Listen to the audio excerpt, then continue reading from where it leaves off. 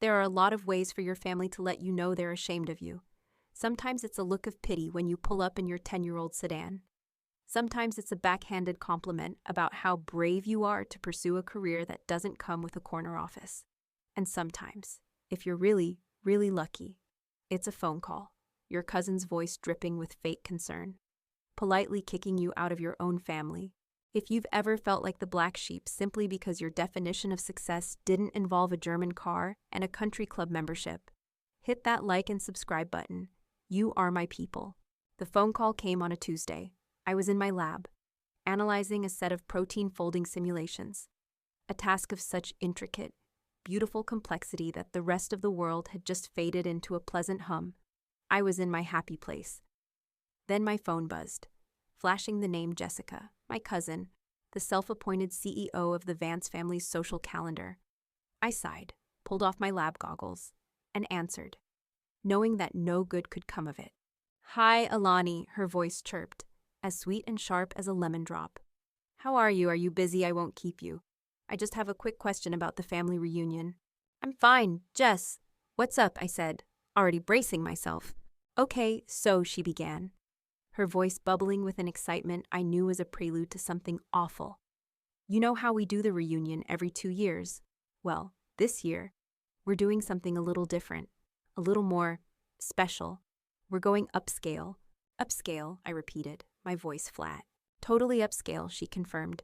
"Instead of the usual boring potluck at the park, we've booked a private room at the most exclusive new venue in the city.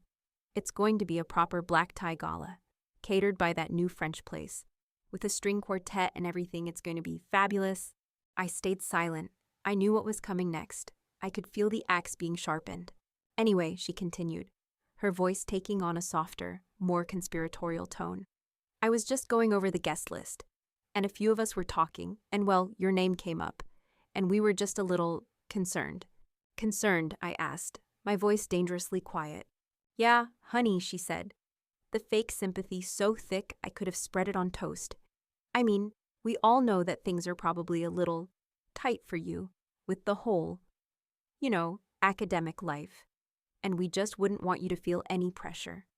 The tickets for the catering alone are a little steep, and on top of that, you'd need to rent a tux or buy a proper evening gown. And then there's hair and makeup. You know how it all just adds up." I stared at a complex protein model on my computer screen. Its elegant, logical structure was a welcome contrast to the messy, insulting nonsense being piped into my ear. "And we just thought," she went on, moving in for the kill, "that it would be awful for you to feel uncomfortable or out of place. It's meant to be a celebration of the family's success. Not a source of stress or a financial burden for anyone. So what are you saying, Jessica?" I asked, my voice as cold and sterile as the lab around me. "We just think maybe it would be more comfortable for you to sit this one out this year," she finally said. The words a gentle, venomous puff of air. "We'll tell everyone you had a major research deadline or a big conference you couldn't miss. No one will think anything of it. It'll be our little secret. We're just looking out for you, Alani, that's all." I had been officially, kindly, and with great concern for my feelings, uninvited from my own family reunion. The reason I was too poor, my perceived poverty was so embarrassing to them. Such a stain on the perfect, successful image they wanted to project, that they would rather I not be there at all. I thought about laughing. I thought about screaming. I thought about telling her that the grant I had just secured for my lab could probably buy the exclusive new venue she was so excited about. But I did none of those things. The years had taught me that arguing with them was pointless. Their narrative about me was written in stone. "Okay, Jessica," I said, my voice a perfect, calm monotone. "Thanks for the call. I appreciate you looking out for me." Her relief was audible. "Oh, good, I knew you'd understand. You're always so reasonable. Alani? Okay, gotta run, talk soon." She hung up. I stood there in the quiet of my lab, the phone still pressed to my ear, listening to the dial tone. The thing is, I understood why they thought I was broke. My life was a catalog of choices they simply could not comprehend. It had started after college, at a family dinner, not unlike the one they were planning now. My father had asked about my future. "So, Alani," he had said, beaming. Your mother tells me you've decided to become a doctor. That's right, I'd said. Wonderful, the Vances finally get an MD in the family. What specialty are you thinking? Cardiology surgery. Actually, I had clarified. I'm getting a PD, a doctorate of philosophy in molecular biology. I'm going to be a research scientist. I will never forget the way his face fell. The pride vanished, replaced by a baffled disappointment. Oh, he'd said, his voice flat. So, a professional student. And what does a job like that pay? Exactly. From that moment on, my path was set in their minds. I was the smart but impractical one, while my cousin Jessica was getting her real estate license, and my other cousins were going to law school and business school sensible. Lucrative careers they could brag about at dinner parties. I was disappearing into a world of academia and research they saw as a glorified and poorly compensated hobby. My lifestyle only confirmed their suspicions. I didn't care about the things they valued. I drove a 15-year-old Volvo, not because I couldn't afford a new one, but because it was safe and it ran perfectly. I lived in a small, modest apartment, not because it was all I could afford, but because it was close to my lab and I was rarely home anyway. I wore jeans and simple sweaters, not because I couldn't afford designer clothes, but because I would rather spend my money on a new genome sequencer for my lab. My life was about my work, a life of quiet, obsessive, glorious purpose. And because my purpose didn't come with a flashy car or a big empty house in the suburbs, they assumed it came with no financial reward. They had no idea. They had no concept of the world of biotech, of patents, of the kind of wealth that could be generated not by selling houses, but by discovering a single, revolutionary idea. The irony of it all was almost too perfect. By the way, I asked, my curiosity getting the better of me as a final thought popped into my head. You said the venue was new. Where is the gala? I had to stop myself from smiling as she told me, the sheer, exquisite, poetic justice of it. Oh, it's at the new Chandler Medical Institute at the university, Jessica had gushed. The most beautiful building in the city. It's stunning. We had to pull a lot of strings to book it. I had hung up the phone, a slow, dangerous smile spreading across my face. The Chandler Medical Institute, the institute that housed, on its top 3 floors, the very research center that I, Dr. Alani Vance, had founded and funded. They had banned me from a party for being too poor, and they were holding it in my own damn building. I looked around my lab, at the hum of the machines, at the young, brilliant researchers on my team, at the complex equations scrawled across the whiteboards. This was my kingdom. This was my success. It wasn't loud or flashy. It didn't wear a designer suit or drive a German car. It was quiet. It was methodical.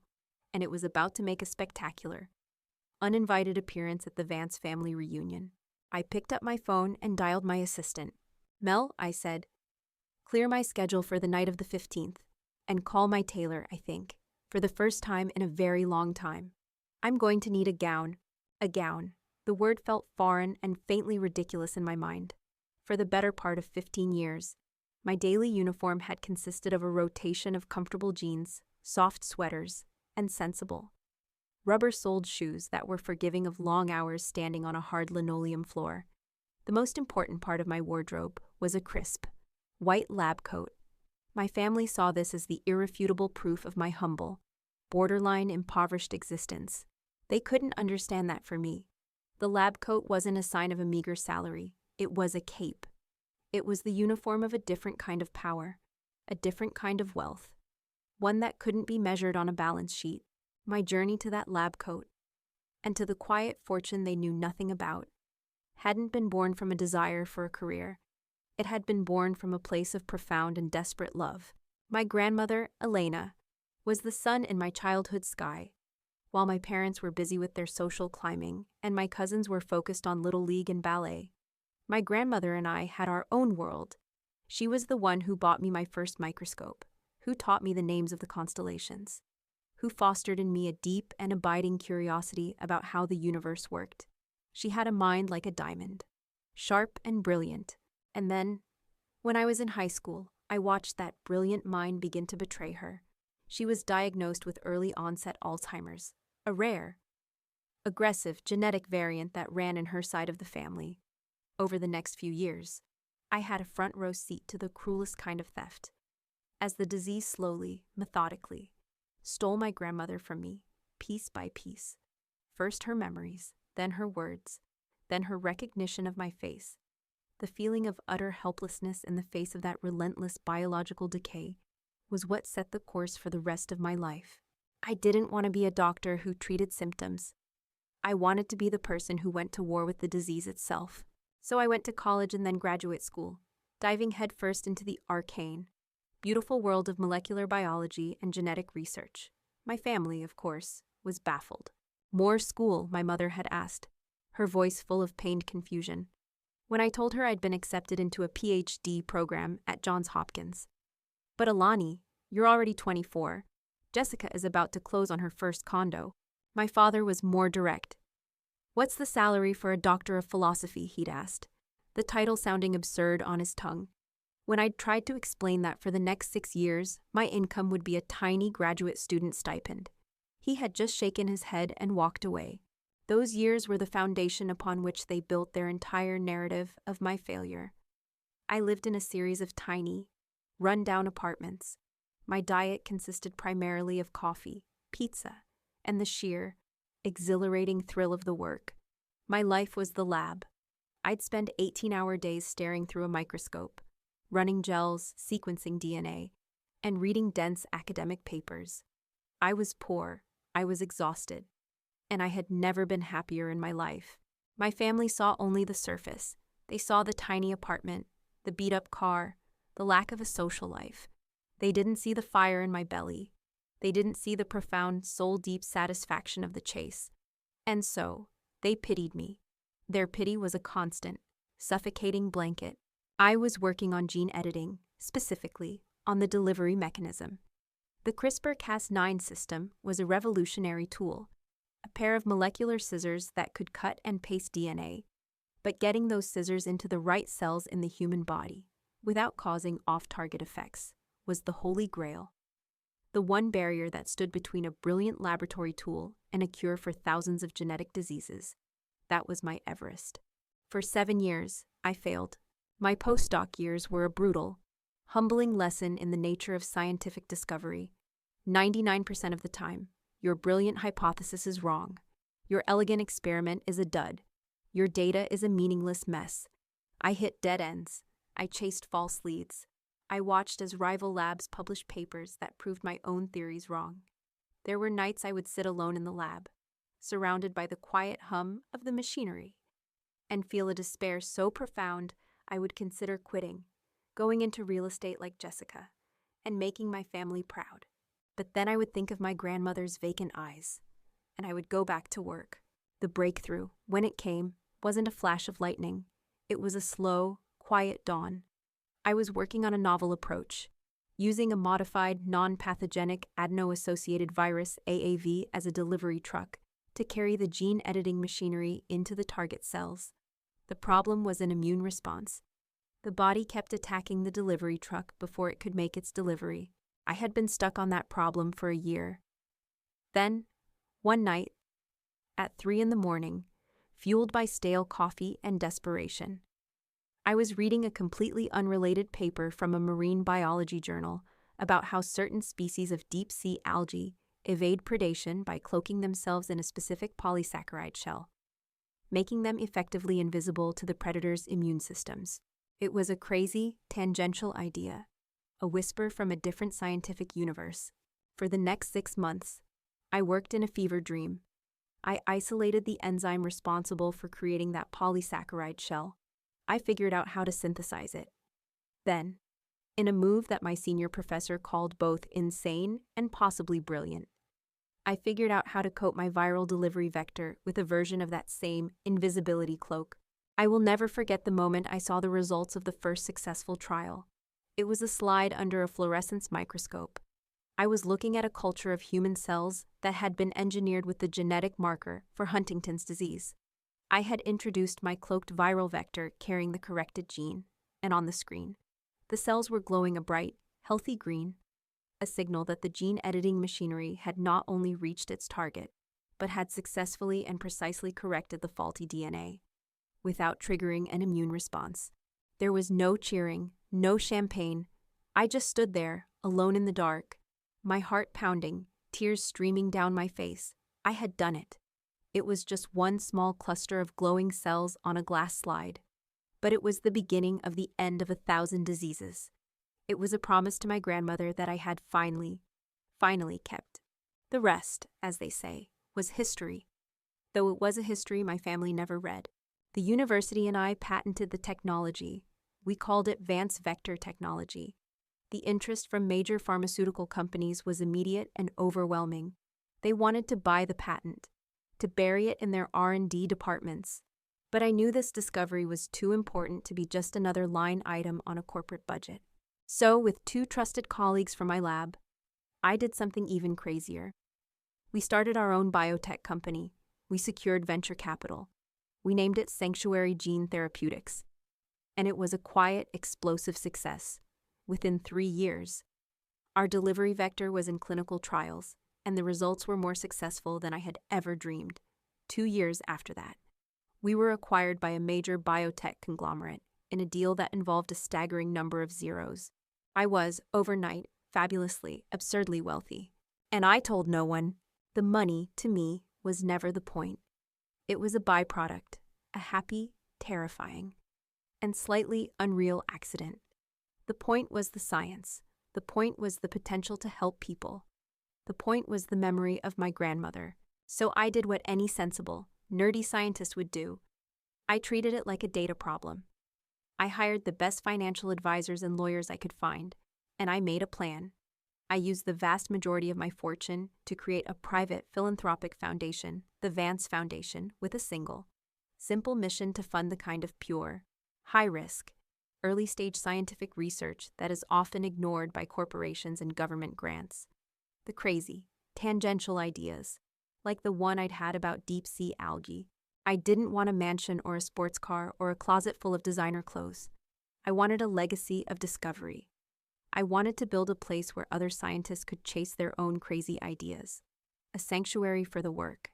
So when my old university approached me about funding a new, state-of-the-art biomedical research center, I said yes without hesitation. I funded the entire thing, with one small, non-negotiable condition that it remain anonymous until the official dedication ceremony. I continued to live my life. I drove my Volvo. I lived in my small apartment. I wore my comfortable sweaters. My family saw my life as a flat, unchanging line of humble obscurity. They had no idea I was quietly, secretly, building one of the most important research facilities in the country. My tailor finished pinning the hem of the gown. It was a deep, midnight blue, the color of the ocean at twilight. It was made of a heavy, matte silk that fell in a clean, architectural line. It was not a dress that screamed for attention. It was a dress that commanded it through its perfect structure, its quiet confidence. I looked at my reflection in the mirror. I saw a woman I almost didn't recognize. She looked elegant. She looked powerful. She looked, for the first time in a long time, like she was exactly where she was supposed to be. I was not dressing up to prove them wrong. I was dressing up for me. I was dressing for the woman who had spent 15 years in the quiet of a laboratory, chasing a ghost. The woman who had, against all odds, finally caught it. This wasn't a family reunion. It was a dedication ceremony, and I was, in more ways than one. The guest of honor, the night of the gala, arrived, cloaked in a cool, clear autumn sky. As I got ready, I felt a strange sense of calm detachment. Like a general preparing for a battle, I had no intention of actually fighting. My armor was the midnight blue silk gown my tailor had perfected. It was simple, severe, and elegant. A dress that relied on the purity of its structure rather than any superficial embellishment. It felt like me. It felt like one of my own architectural designs. I bypassed my usual sensible shoes and slipped on a pair of understated but exquisite heels. I looked at myself in the mirror. The woman looking back was not the nerdy, invisible scientist they all remembered. She was a stranger, composed, confident, and armed with a secret so magnificent it was almost comical. I drove my 15-year-old Volvo through the city. The engine hummed its familiar, reliable tune. Pulling up to the entrance of the Chandler Medical Institute was a study in contrasts, a parade of gleaming black Audis.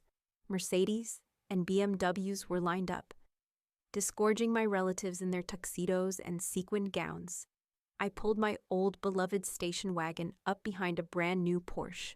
The valet, a young man in a sharp red jacket, looked at my car, then at me, with an expression of profound and undisguised confusion. I just smiled, handed him my keys, and said, "Please be gentle with her. She's a classic." I watched my family preening at the main entrance, gathered around a large, ostentatious banner that read, "The Vance Family Reunion Gala." They were taking pictures, laughing, performing their roles for the benefit of any onlookers. They were exactly where they were supposed to be. I, however, was not. I bypassed the grand, brightly lit main entrance and walked down a quiet, landscaped path to a discreet side door. It was a simple glass door, marked only with a small plaque, faculty and research staff. Underneath was a small black keycard reader. A security guard eyed me with suspicion as I approached, his posture stiffening. I didn't say a word.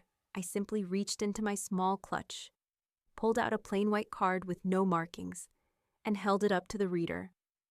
There was a soft, electronic beep, and the light on the reader turned from red to a permissive green. The heavy magnetic lock on the door clicked open with a satisfying thud. I gave the security guard a small, polite nod and slipped inside, the door hissing shut behind me. I was in my kingdom now. The air inside was cool, quiet, and smelled faintly of ozone and sterilized equipment. The chaotic noise of the party faded away, replaced by the familiar, comforting hum of a building dedicated to science. I walked through the silent, darkened hallways of the ground floor, my heels clicking softly on the polished concrete.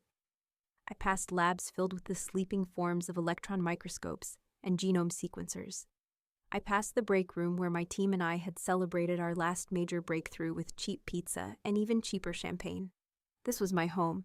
My destination was a small, private elevator at the end of the hall. I used my keycard again, and it carried me silently up to the 3rd floor. I emerged into another quiet hallway, this one carpeted, and walked to a single, unmarked door. I opened it and stepped out onto the observation deck. It was a feature I had insisted upon when I worked with the architects. A narrow, cantilevered balcony, enclosed in soundproof glass, that jutted out over the building's cavernous, 3-story central atrium. It was designed as a quiet space for researchers to think, a place to see the big picture, tonight. It was my private theater box. Down below, the party was in full swing. From my hidden, darkened perch, I had a perfect, unobstructed, and completely unseen view of the entire event. My family and their guests looked like tiny, beautifully dressed dolls, milling about on the vast, marble floor below. The string quartet sounded like a distant, sad melody. I watched them. It was a surreal, almost out-of-body experience. I watched as my father laughed his loud, performative laugh, throwing his head back to show off for a man who was probably a potential business client. I watched my mother flutter from group to group, a social butterfly ensuring that every single person was aware of the sheer expense and prestige of the evening. And I watched my cousin, Jessica. She was the queen of the ball, wearing a tight gold sequined dress, a triumphant smile plastered on her face. She had done this. She had curated this entire evening to be a monument to the Vance family's success, her definition of success. The acoustics of the atrium were perfect. Snippets of their conversations, the peaks and valleys of their chatter, floated up to my perch like smoke. A shame Alani couldn't make it, I heard my Aunt Patty say to another cousin. But I suppose Jessica is right. She would have felt terribly out of place here. Bless her heart, she tries, but she has no sense of style. A magnificent facility. I heard my father boasting to another group, a testament to what real ambition and a head for business can achieve. My other daughter, the scientist. Well, she chose a different, more humble path, a noble one, of course, but humble. And then, the clearest of all, Jessica's voice, cutting through the murmur. She was talking to a friend, holding a glass of champagne, gesturing around the grand hall.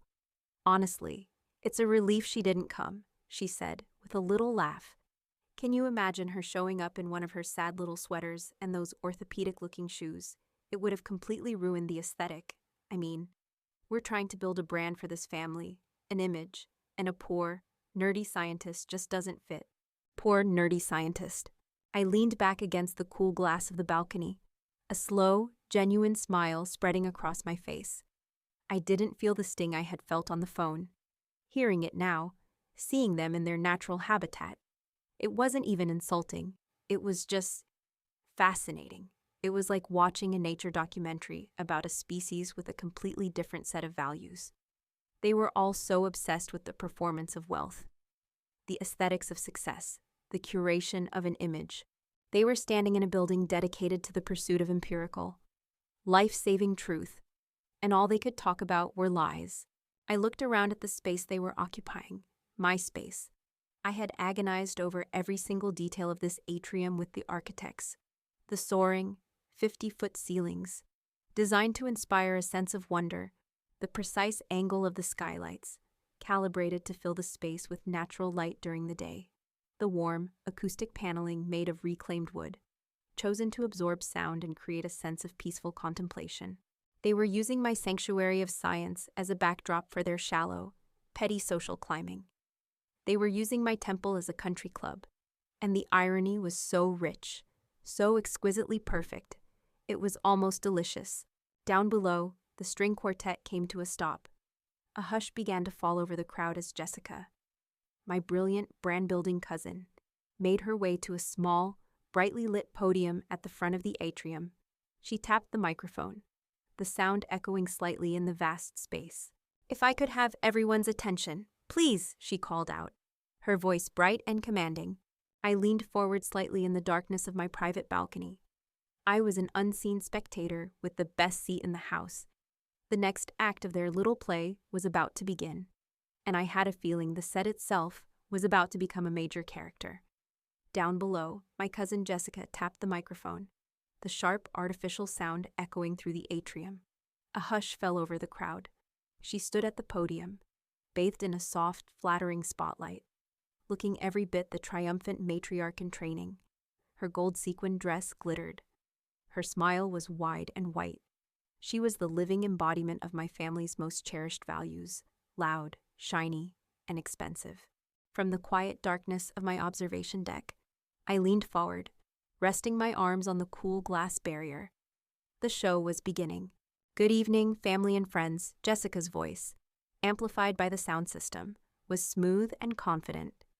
"Welcome. It is so wonderful to see all your beautiful faces here tonight to celebrate the Vance family." She paused for a round of enthusiastic applause, led by my father. "For those of you who don't know me," she continued, a practiced, self-deprecating laugh in her voice, "I'm Jessica, and I've had the distinct pleasure of organizing our little get-together this year." More applause. I wanted this year's reunion to be special. I wanted it to be a reflection of who we are and who we aspire to be. I wanted it to be about our family's greatest legacy, the legacy of success. I had to physically stop myself from snorting. The Vance family legacy, as I knew it, was a legacy of running a moderately successful chain of hardware stores in the tri-state area for 2 generations before my father managed to sell it off at a loss. But in Jessica's revisionist history, we were the Rockefellers. "And that," she said, her voice dropping to a more serious, reverent tone, "is why I chose this magnificent place for our celebration." She made a grand, sweeping gesture with her arm, indicating the soaring, glass and steel atrium around them. "Look at this building," she commanded, her voice ringing with passion. "This is what success looks like. This is what ambition builds. This is a monument to vision, to power, to making a permanent, indelible mark on the world. It is a sermon in steel and glass. And its message is simple: go big, or go home." My family was enraptured. They were nodding, their faces full of a deep, profound pride, as if they themselves had laid every single brick. They were so busy admiring the metaphor, they had completely missed the reality. I felt a strange, detached sense of amusement. I felt like a playwright, watching a particularly dim-witted cast of actors perform my masterpiece, all while getting the theme, the plot, and the author's name spectacularly wrong. But then, Jessica decided to make it personal. "Now, we all know," she began, her voice softening into that familiar, pitying tone, "that not everyone in our family is blessed with the same worldly ambition." Her eyes did a fake little scan of the room, as if she were looking for me. "My dear cousin, Dr. Alani Vance, couldn't be with us tonight. She's probably off in her lab somewhere, saving the world one petri dish at a time, and we are all so proud of her noble calling." She delivered the phrase "noble calling" with the exact same inflection one might use to describe a child's ambition to become a fairy princess. It was a pat on the head, a dismissal, a reaffirmation of my status as the weird, nerdy, and ultimately irrelevant member of the family. "But," she continued, her voice brightening again, a conspiratorial smile on her face, "while some of us choose a life of books over balance sheets, of academia over assets, most of us understand the world we live in." She paused, letting the little jab land, and was rewarded with a smattering of sycophantic laughter from the crowd. "And I think we can all agree that it's the people who build the labs, not the people who just work in them, who truly change the world." The room erupted in applause. My father was clapping the loudest, a huge, proud grin on his face. He was so proud of his niece for articulating their shared, ignorant worldview so perfectly. I didn't feel angry. I didn't even feel hurt. The words were so absurd, so perfectly, exquisitely ironic, that all I felt was a kind of sublime, cosmic amusement, a deep and profound pity for their blindness. They were standing in a temple dedicated to pure, unglamorous, world-changing research, using it as a stage to celebrate the shallow, selfish pursuit of money and status. They were praising the builders over the thinkers, completely unaware that in my case, I was both. They were so caught up in their own reflection. They couldn't see the truth that was written in the 50-foot-high letters on the outside of the building. Jessica finally began to wind down her speech.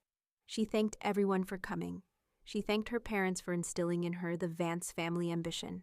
She thanked the caterers, the string quartet, the florists. Then she raised her glass. "So I would like to propose a toast," she declared. "To the Vance family, a legacy of success, and to a future that is as bright and as impressive as this incredible building around us." To the Vances, the room echoed, and 100 champagne flutes were raised in a glittering salute to their own delusion. They drank, their faces flushed with self-congratulation. They were at the absolute peak of their collective ego. The mountain of their pride was so high, I knew the fall was going to be absolutely spectacular. Jessica, basking in the afterglow of her triumph, returned to the podium. "And now," she said, her voice still buzzing with excitement, "to say a few words about this incredible institution and the visionary work being done here. We are so honored to have with us tonight the Dean of the Chandler Medical Institute, Dr. Marcus Thorne. Please give him a very warm Vance family welcome." A polite, slightly less enthusiastic round of applause went through the room as a distinguished, silver-haired man in a tuxedo made his way to the stage. I leaned forward in the darkness. Dean Thorne was a good man, a brilliant scientist in his own right, and a dear friend. He was one of the few people in the world who knew the full story of Sanctuary Gene Therapeutics and the Vance Foundation. He was also, at this present moment, the completely unwitting executioner of my family's pride. He reached the podium, adjusted the microphone, and smiled out at the crowd. "Thank you, Jessica," he began, his voice a warm, academic baritone. "And good evening to the entire Vance family. It is a true pleasure to have you here, celebrating in our new home." He looked around the atrium, a genuine, deep pride in his eyes. "This building, this Center for Cellular Research, is more than just a structure of steel and glass. It is a promise. It is a beacon of hope for millions of people around the world who are suffering from genetic diseases." He paused, his gaze sweeping the room. "And it is a promise that would not have been possible without the vision, the genius, and the extraordinary generosity of one single individual." Down below, my family was listening with polite interest. They thought this was just the standard part of the speech, the boring but necessary thank you to some anonymous, wealthy donor. They had no idea that the donor was supposed to be at their reunion, but had been banned for being too poor. The show, I thought to myself with a quiet, thrilling sense of anticipation, was about to get really, really good. Dean Thorne smoothed his notes on the podium, a warm, genuine smile on his face. He was a good man, a man who had dedicated his life to the pursuit of knowledge, and he was in his element. My family, on the other hand, was beginning to look bored. The self-congratulatory high of Jessica's speech was wearing off, and this was the obligatory, slightly dull part of the evening they had to endure before the dancing could begin. They settled in, wearing expressions of polite, feigned interest. "Thank you, Jessica, for those kind words," the dean began, his academic baritone a calming presence after my cousin's shrill enthusiasm. "And a warm welcome to the entire Vance family. We are so honored that you chose to host your reunion here, in what we are already calling our sanctuary for science." He gestured around the grand atrium, but his gaze was different from Jessica's.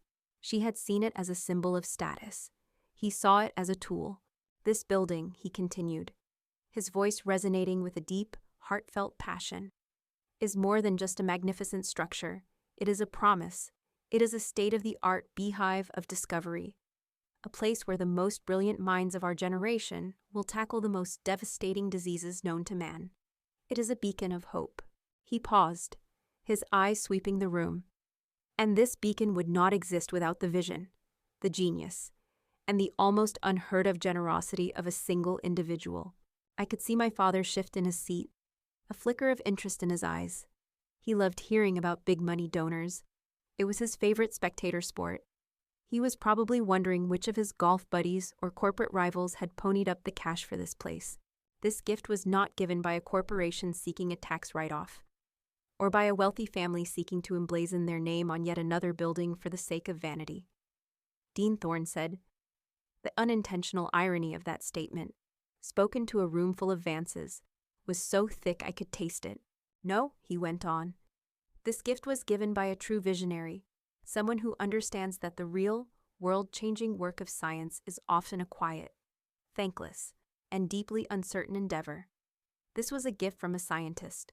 For scientists, it came from a person who insisted on complete anonymity until this very dedication ceremony, because they believe, as I do, that the work is what matters, not the accolades."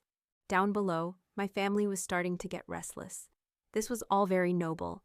I could see them thinking, but it wasn't very exciting. Jessica was subtly checking the time on her diamond-encrusted watch. My mother was whispering something to my aunt. They were completely disengaged, utterly oblivious to the fact that the dean was talking about the one person they had explicitly excluded from this gathering. This facility, this promise, this future of medicine, the dean's voice began to build to a crescendo, exists because of the groundbreaking work and the profound philanthropic foresight of one of our own, a graduate of our university's doctoral program, a person whose own discoveries in the field of gene editing have already revolutionized cellular biology, and whose quiet, anonymous support will now empower hundreds of other scientists to follow in her footsteps. He smiled, a look of pure, unadulterated pride on his face. "And so, it is my profound honor, for the very first time in public, to officially dedicate this building and to reveal the name of the visionary who made it all possible." My heart began to hammer in my chest, a slow, powerful beat. This was it. The curtain was about to rise, but the dean didn't gesture to a veiled plaque on the stage. There was no cord to be pulled, no cloth to be whisked away. Instead, he did something far more dramatic. He raised his arm and pointed up, toward the vast, soaring wall above the grand main entrance, a wall that every single one of my relatives had walked under without a second glance. "A visionary," he declared, his voice booming through the silent atrium, "whose name is now, and forever, a permanent part of this university's legacy, as you can see, right above the doors through which you all entered tonight." As he spoke, a series of powerful, previously unseen uplights embedded in the floor flickered to life. They shot brilliant, white beams of light up the height of the marble wall, illuminating what had been hiding in plain sight the entire time. Carved into the stone in massive, 3-foot-high letters of brushed steel, were the words that had been hanging over their heads all night. The Dr. Alani Vance Center for Cellular Research. For a long, silent, beautiful moment, nothing happened. The name glowed, serene and undeniable, in the focused beams of light. The family just stared, their brains collectively short-circuiting, trying to process the impossible information. Vance, it was their name, but it was attached to another, impossible name, Dr. Alani Vance. And then, the chaos began. Not a loud chaos, but a quiet, catastrophic, internal chaos that played out on their faces. I watched, from my darkened perch, as 100 heads tilted back to read the name. And then, as one, those 100 heads snapped forward and began to frantically scan the room, their eyes wide, searching for the ghost they had banned from the feast. My cousin Jessica was the first to break. Her jaw, which had been set in a triumphant smile, simply fell open. The color drained from her face, leaving her spray tan looking orange and garish. She looked from the name on the wall, to the empty space in the crowd where I should have been, and back to the name. She looked like she had been struck by lightning. Her speech, her toast, her pitying little joke about books over balance sheets. It all came crashing down on her in a wave of pure, public humiliation. My father stumbled back a step, his hand clutching the back of a chair for support. He stared at my name, carved in steel, a permanent testament to a success so far beyond his comprehension that it might as well have been written in an alien language. The Rolex on his wrist, the symbol of his entire life's ambition, suddenly looked like a cheap toy. My mother's hand flew to her mouth, a small, strangled gasp escaping her lips. Her eyes, wide with horror, were not the eyes of a proud mother. They were the eyes of a hostess whose perfectly planned party had just become the scene of a social apocalypse. She had banned the guest of honor from her own dedication ceremony. The shame, the sheer unbearable shame of it, was radiating from her in waves. The rest of the family was a sea of pale, shocked faces. They looked at each other, then back at the name on the wall, their minds reeling. The poor, nerdy scientist. The charity case. The one they had felt so sorry for. Her name was on the building, down on the stage. Dean Thorne was confused. He had been expecting a thunderous, emotional round of applause. Instead, he was met with a silence so profound it was almost terrifying. He leaned back into the microphone, a slightly baffled smile on his face. Is Dr. Vance here with us this evening?" he asked, his voice echoing in the dead silent atrium. We were so hoping she might be persuaded to say a few words. The question hung in the air. A final, perfect, and utterly devastating twist of the knife. 100 heads began to swivel again, this time with a desperate, frantic energy. Where was she? Where was the ghost? From the darkness of my observation deck, I looked down at the wreckage. I saw their perfect, curated world of appearances and status, shattered into a million pieces by a single, quiet truth. I hadn't needed to say a word. I hadn't needed to fight. I hadn't needed to defend myself. My work had spoken for me, and it was the loudest, most beautiful sound I had ever heard. The dean's question echoed in the cavernous, silent atrium. Is Dr. Vance here with us this evening? We were so hoping she might be persuaded to say a few words. Down below, 100 heads were swiveling on their stems like confused sunflowers, searching the room for a sun that wasn't there. They were looking for the woman they had banned, the ghost they had uninvited from the feast. From the darkness of my balcony, I watched the beautiful, intricate machinery of my family's social world grind to a catastrophic halt. I watched my cousin Jessica, her face a pale, horrified mask, her triumphant smile now just a smear of red lipstick on a terrified face. I watched my father, who looked like he had been physically struck, his hand still clutching the back of a chair, his knuckles white. I watched my mother, who looked like she was about to faint from the sheer, uncut social horror of it all. The silence stretched for an eternity. Then, a frantic, panicked energy began to ripple through them. My mother was whispering furiously to my father, who just stared blankly at the stage. I saw Jessica grab the arm of the dean, who was looking utterly bewildered by the lack of applause. and begin to speak to him with a frantic, desperate animation. She was trying to spin it. I could see it even from up here.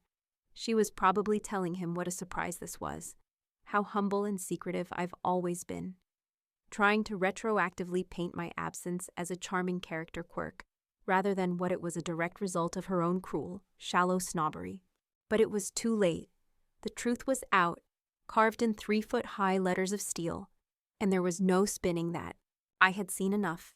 My goal in coming here tonight had not been to confront them. It had not been to gloat. It had certainly not been to give a speech. My goal was simply to bear witness, to be present, in my own quiet, unseen way, for the moment when the truth of my life collided with the fiction of theirs.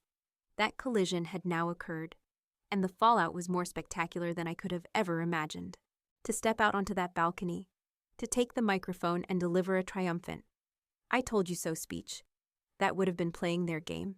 It would have been descending to their level, a world of public performance and social one-upmanship. And I was done with their game. I had my own, and in my game. The quiet, meaningful work is what wins. So I did the quietest, most powerful thing I could do. I turned my back on the chaos, and I walked away. I slipped back into the silent, darkened hallways of the 3rd floor, my heels making no sound on the thick carpeting. The distant, panicked murmur of the party faded behind me until the only sound was the familiar, peaceful hum of the building's ventilation system. I walked past the labs, past the offices of my colleagues, past my own office, where my latest research notes were still spread across my desk. This was my world. This was my home. The glittering, chaotic party downstairs was the alien planet I was merely visiting. I took the private elevator down to the ground floor. I walked out the side door, into the cool, clean night air. The valet, when he saw me, looked even more confused than he had before.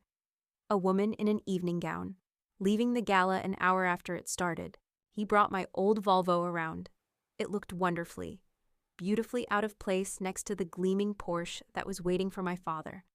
I tipped the valet generously, got into my car, and started the engine. The familiar, reliable rumble was the most reassuring sound in the world. I drove away from the Chandler Medical Institute, from the Vance family reunion gala, from the wreckage of my family's pride. And I did not look back. The drive home was quiet. I didn't turn on the radio. I just drove, watching the city lights slip past my window. The anger I had felt on the phone with Jessica was gone. The hurt, the resentment, the years of feeling like a disappointment, all of it had just lifted. It had been replaced by a profound, unshakable sense of peace, a sense of closure. I hadn't needed to yell at them. I hadn't needed to prove them wrong. The truth had simply, elegantly, and with devastating precision, done the work for me. When I got back to my apartment, I saw that my phone had exploded. A dozen missed calls from my mother, my father, Jessica. A flood of text messages. "Mom Alani, please call me. We need to talk. This is all a terrible misunderstanding. Jessica, I am so sorry. I had no idea. You have to believe me. Dad, we need to discuss this. As a family." I looked at the messages, a stream of frantic, panicked attempts to rewrite history, to smooth over the cracks, to put their shattered worldview back together again. I deleted them all without a response. My silence, I had learned, was a language they could no longer misinterpret. It was a boundary, and for the first time, it was a solid one. A week later, I was back in my lab, wearing my favorite old sweater and a comfortable pair of jeans. My gown was at the dry cleaners. The party felt like a strange, surreal dream. I was standing in front of a whiteboard, sketching out a new formula, when one of my postdoc students, a brilliant young woman named Chloe, came into the room. "Dr. Vance," she asked, a little hesitant, "I'm sorry to interrupt, but there's a family here, for you. They're at the main reception desk downstairs. They said it's urgent." I knew, of course, who it was. They had finally figured out where to find me. "Tell them I'm in the middle of an experiment and I can't be disturbed," I said, not taking my eyes off the whiteboard. "I did," she said, looking uncomfortable. "They said they'll wait." I sighed, putting the cap back on my marker. I looked around my lab, at the quiet, focused work that was my life's passion. Then I thought of the loud, chaotic drama waiting for me downstairs. "Chloe," I said, "do you know why I built this place?" She looked surprised by the question. To do research, to cure diseases. "That's the outcome," I said. "But the reason I built it was to create a sanctuary, a place where the only thing that matters is the work, where the noise of the outside world, the egos, the politics, the money, the drama can't get in. The work is what's real. The work is what lasts." I looked at the complex equation I had been working on. It was a beautiful, elegant truth, waiting to be discovered. "Tell them I'm not coming down," I said, my voice quiet but firm. "Tell them Dr. Vance is busy with her work, and then, please, put a note on the door that I'm not to be disturbed for the rest of the day." She nodded, a small, understanding smile on her face, and left the room. I was alone again, in the quiet, humming sanctuary I had built for myself. They could wait downstairs all they wanted. They could send 1,000 text messages. It didn't matter. They were part of the outside world now. And in here, the only thing that had any power was the truth. My name is on the outside of that building, a name carved in steel, for the whole world to see. But my legacy, my real life's work, is in here. It's in the quiet discoveries made late at night. It's in the slow, painstaking pursuit of an idea. It's in the future cures that will be born in these labs long after I'm gone. My family was obsessed with the frame. They never understood that the only thing that really matters is the picture inside. And I was, finally, at peace with the masterpiece I was creating.